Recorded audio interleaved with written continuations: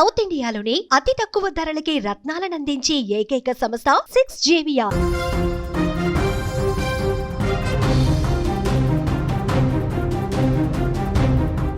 3 రోజుల క్రితం ఆ ఇంట్లో నవ్వులు విరిశాయి.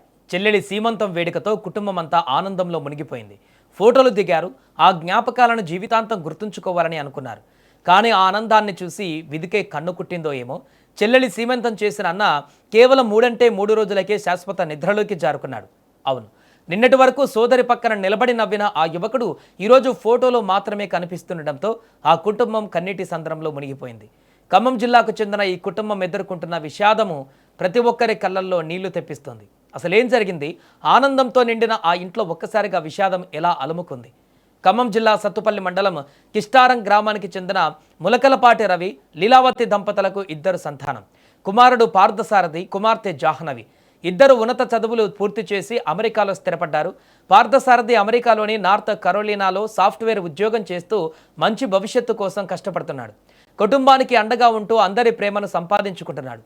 మరోవైపు చెల్లెలు జాహ్నవి కూడా అమెరికాలోనే నివసిస్తోంది. జాహ్నవి గర్భవతి కావడంతో కుటుంబంలో ఆనందం వెల్లువిరిసింది. కూతురికి తోడుగా ఉండేందుకు తల్లి లీలావతి నెల రోజుల క్రితమే అమెరికా వెళ్లారు. ఇంట్లో కొత్త అతిథి రాక కోసము అందరూ ఎంతో ఉత్సాహంగా ఎదురుచూస్తున్నారు. ఈ క్రమంలో 3 రోజుల క్రితం జాహ్నవి సీమంతం వేడుకను కుటుంబ సభ్యులు ఎంతో ఘనంగా నిర్వహించారు. ఆ వేడుకలో పార్థసారథి ఎంతో సంతోషంగా పాల్గొన్నాడు. చెల్లెలితో కలిసి ఫోటోలు దిగాడు. కుటుంబ సభ్యులతో నవ్వుతూ సందడి చేస్తూ కనిపించాడు. అయితే విధి వేరేలా నిర్ణయించింది. సీమంతం వేడుక జరిగిన 3 రోజులకే పార్థసారథి నిద్రలోనే ప్రాణాలు వదిలాడు. దీంతో కుటుంబ సభ్యులు గమనించి వెంటనే చూసేసరికి అతను మృతి చెందినట్టుగా తెలిసింది. పార్థసారథి గుండెపోటుతో మృతి చెందినట్లుగా కుటుంబ సభ్యులు భావిస్తున్నారు. నిన్నటి వరకు ఇంట్లో నవ్వులు పూయించిన కొడుకు ఈరోజు కనిపించకపోవడంతో తల్లి లీలావతి కన్నీరు మున్నీరుగా విలపిస్తున్నారు. చెల్లెలి ఆనందం కోసం ఏర్పాటు చేసిన అన్న అదే చెల్లెలిని శోకసంద్రంలో ముంచేస్తాడని ఎవరు ఊహించలేదు. ఇక కొడుకు మృతదేహానికి అక్కడే అంత్యక్రియలు నిర్వహించేందుకు తండ్రి రవి అమెరికాకు బయలుదేరి వెళ్లారు. ఒకవైపు కుమారుడిని కోల్పోయిన బాధ, మరోవైపు విదేశాలలో అంతిమ సంస్కారాలు నిర్వహించాల్సిన పరిస్థితి ఆ కుటుంబాన్ని మరింత కుంగదీసింది. 3 రోజుల క్రితం జరిగిన సీమంతం వేడుకలో అందరూ నవ్వుతూ కనిపించిన ఫోటోలు ఇప్పుడు కుటుంబ సభ్యులకు కన్నీళ్లు తెప్పిస్తున్నాయి.